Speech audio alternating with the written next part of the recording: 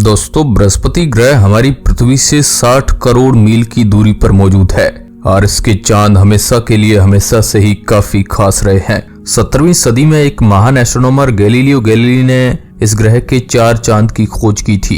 इनमें से एक का नाम गैनीमेड, दूसरे का नाम यूरोपा, तीसरे का नाम कैलिस्टो और चौथा आयो। आपने कई सारे वीडियोज में यूरोपा, कैलिस्टो और गैनीमेड के बारे में तो काफी सारी बातें सुनी होगी, लेकिन इसका चौथा चांद इतना ज्यादा फेमस नहीं है। लेकिन अब इस चांद ने कुछ ऐसा किया है जिसकी वजह से ये सुर्खियों में आने लगा है। ये चांद नासा के द्वारा भेजे गए एक स्पेसक्राफ्ट को काफी सारे रहस्यमयी सिग्नल सेंड कर रहा है। क्या ये कोई एलियन मैसेज है या फिर इस चांद पर कुछ एक्टिविटी हो रही है? चलिए आज के इस वीडियो में जानते हैं। मैं हूं आपका दोस्त सुरेश सांचोरी और आप देख रहे हैं रहस्य टेलीविजन यूट्यूब चैनल। बृहस्पति ग्रह अपने आप में ही एक मिस्टीरियस चीज है। यह हमारे सौरमंडल का बनने वाला सबसे पहला ग्रह था, जिसकी वजह से यह हमारे सौरमंडल का सबसे बड़ा ग्रह भी बन गया, क्योंकि किसी भी ग्रह से पहले इसने सबसे ज्यादा मैटर को अपने अंदर कलेक्ट कर लिया। इस ग्रह की रेडियस 43,440 मील है। अगर इसे किलोमीटर में निकाले तो यह होगा करीब 69,911 किलोमीटर। ये ग्रह इतना ज्यादा बड़ा है कि अगर सौरमंडल के बाकी सभी ग्रहों को आपस में मिला भी दिया जाए तब भी ये ग्रह अकेले ही उनसे 2 गुना ज्यादा विशाल होगा। ये ग्रह सूर्य से 77 करोड़ किलोमीटर दूर है, जो पृथ्वी और सूर्य के बीच की डिस्टेंस का 5.2 गुना है। इतनी ज्यादा डिस्टेंस होने की वजह से सनलाइट को जुपिटर तक जाने में करीब 43 मिनट का समय लगता है। इस ग्रह के बारे में एक और काफी ज्यादा खास बात है, वो यह है कि पूरे सौरमंडल में सबसे छोटा दिन इसी ग्रह का होता है। जिस तरह से हमारी पृथ्वी का एक दिन 24 घंटे का होता है, वैसे ही जुपिटर का एक दिन मात्र 10 घंटे का होता है। हालांकि इसका एक साल पृथ्वी के 12 सालों के बराबर होता है। यह प्लैनेट 4.5 अरब साल पहले सौरमंडल के बाहरी छोर पर बना था। वैज्ञानिक ऐसा मानते हैं कि बृहस्पति ग्रह एक फेल्ड स्टार है। इसका मतलब यह है कि अगर बृहस्पति ग्रह के पास थोड़ा और द्रव्यमान आ जाता तो यह एक तारा बन जाता, लेकिन ऐसा नहीं हो पाया, इसलिए यह इतना विशाल ग्रह बनकर रह गया है। थोड़ा और द्रव्यमान होने की वजह से इस ग्रह के कोर में हाइड्रोजन और हीलियम का फ्यूजन रिएक्शन चालू हो जाता और इसे हीट एनर्जी और लाइट एनर्जी मिलने लगती, जो इसे एक तारा बना देती। आपको जानकर हैरानी होगी कि जिन तत्वों से मिलकर बृहस्पति ग्रह बना है, उन्हीं तत्वों से मिलकर हमारा सूर्य भी बना है। खैर, यह एक तारा तो नहीं बन पाया, लेकिन इसके अंदर एटमॉस्फेरिक प्रेशर फिर भी काफी ज्यादा है। इसकी वजह से यहाँ पर जो भी हाइड्रोजन गैस मौजूद है वह लिक्विड में बदल जाती है। बृहस्पति ग्रह पर हमारे सौरमंडल का सबसे बड़ा समंदर भी मौजूद है, लेकिन ये समंदर पानी का नहीं बल्कि हाइड्रोजन लिक्विड का बना हुआ है। बृहस्पति ग्रह के प्रेशर की वजह से यहाँ पर हाइड्रोजन इलेक्ट्रॉन भी अपने एटम में नहीं रह पाते, वह अलग अलग हो जाते हैं और कहीं भी मूव करना चालू कर देते हैं, जिसकी वजह से जुपिटर ग्रह को अपनी मैग्नेटिक फील्ड मिलती है। आपको बता दें कि बृहस्पति की मैग्नेटिक फील्ड भी हमारे सौरमंडल में सबसे स्ट्रॉन्ग मैग्नेटिक फील्ड है। यह हमारी पृथ्वी से 20,000 गुना ज्यादा पावरफुल है। 1969 में जब वॉयेजर 1 स्पेसक्राफ्ट इस ग्रह के पास से गुजरा तो उसने एक और काफी ज्यादा इंटरेस्टिंग चीज नोटिस की। बिल्कुल शनि ग्रह की तरह ही इसके पास भी रिंग्स थी। ये काफी सारे पत्थरों और धूल के पार्टिकल से मिलकर बनी हुई थी।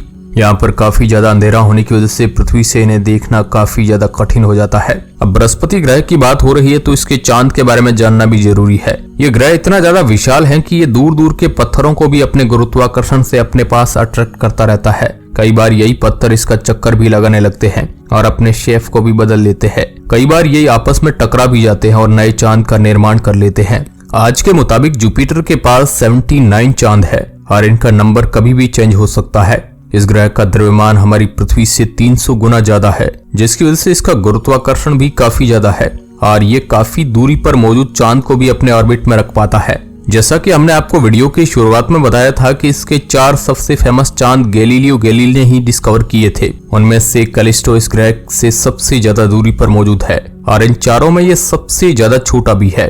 यह हमारे सौरमंडल में मौजूद मरक्यूरी ग्रह की साइज का है और इस पर हमेशा ही कोई न कोई उल्का पिंड गिरता रहता है। उसके बाद आता है गैनीमेड, जो हमारे सौरमंडल का सबसे बड़ा चांद है और पूरे ब्रह्मांड में ढूंढा गया इकलौता ऐसा चांद है जिसके पास अपनी खुद की मैग्नेटिक फील्ड है।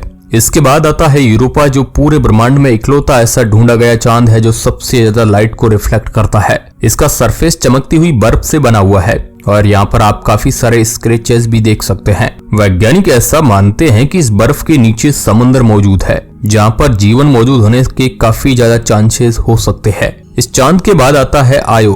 यह हमारे सौरमंडल की सबसे ज्यादा वॉल्केनिकली एक्टिव बॉडी है। इसका मतलब ये हुआ कि यहाँ पर काफी सारे ज्वालामुखी मौजूद है।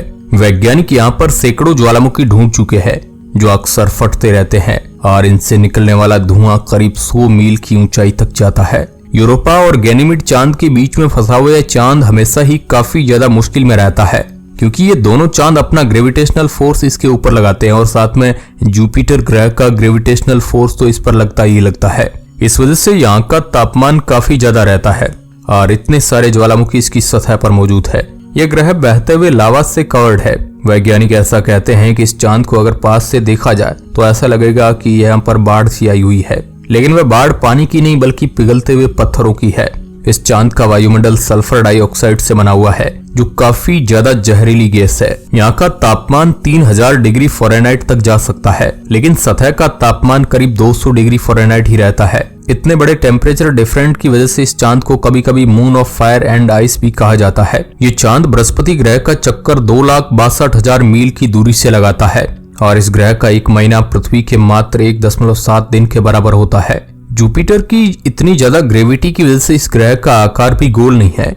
जुपिटर हमेशा ही इससे अपनी तरफ खींचता रहा है, जिसकी वजह से इसकी सतह 100 मीटर तक बाहर निकल आती है। इस वजह से यहाँ पर काफी ज्यादा हीट भी प्रोड्यूस होती है। ये चांद भी अपना थोड़ा बहुत असर तो बृहस्पति ग्रह पर डालता ही है। जब ये ग्रह जुपिटर की मैग्नेटिक फील्ड लाइंस के ऊपर से निकलता है तो ये करंट को जनरेट करता है। ये करीब 3 लाख एम्पियर का करंट जनरेट करता है, जिसकी वजह से जुपिटर के अंदर काफी सारे लाइटनिंग स्टॉर्म्स भी आते रहते हैं। याद करिए, हमने आपको शुरुआत में बताया था कि इस ग्रह पर काफी सारे ज्वालामुखी मौजूद है। ये चांद अपने ज्वालामुखियों से पर सेकंड काफी सारी गैस और पार्टिकल्स को निकालता है जो आयोनाइज हो जाती है। आपकी जानकारी के लिए बता दें कि ये एक ऐसी गैस होती है जिसमें इलेक्ट्रॉन और आयन अलग अलग होकर मौजूद रहते हैं। ये पार्टिकल इतनी ज्यादा गति में होने की वजह से बृहस्पति ग्रह के वायुमंडल तक भी चले जाते हैं। जब यही पार्टिकल जुपिटर की मैग्नेटिक फील्ड में फंसकर उसके ध्रुवों पर चले जाते हैं तो ये डेकीमेट्रिक रेडियो वेव का निर्माण करते हैं। जूनो स्पेसक्राफ्ट की पोजीशन की वजह से उसने इन रेडियो वेव्स को डिटेक्ट करके वैज्ञानिकों के पास भेजा। इससे हमें बृहस्पति के मैग्नेटिक फील्ड के बारे में काफी सारी जानकारी मिले। पहले वैज्ञानिक मानते थे कि ये पार्टिकल इतने ज्यादा एनर्जेटिक नहीं होंगे, लेकिन बाद में उन्हें पता चला कि उन्होंने जितना अंदाजा लगाया था वह पार्टिकल उससे 23 गुना ज्यादा एनर्जी वाले थे। ये पार्टिकल किसी चांद से ही नहीं बल्कि हमारे सौरमंडल से और खुद किसी ग्रह से भी आ सकते हैं। हमारी पृथ्वी पर होने वाली नॉर्दर्न लाइट्स फिनोमेना भी इन्हीं पार्टिकल के पृथ्वी की मैग्नेटिक फील्ड में टकराने की वजह से होती है।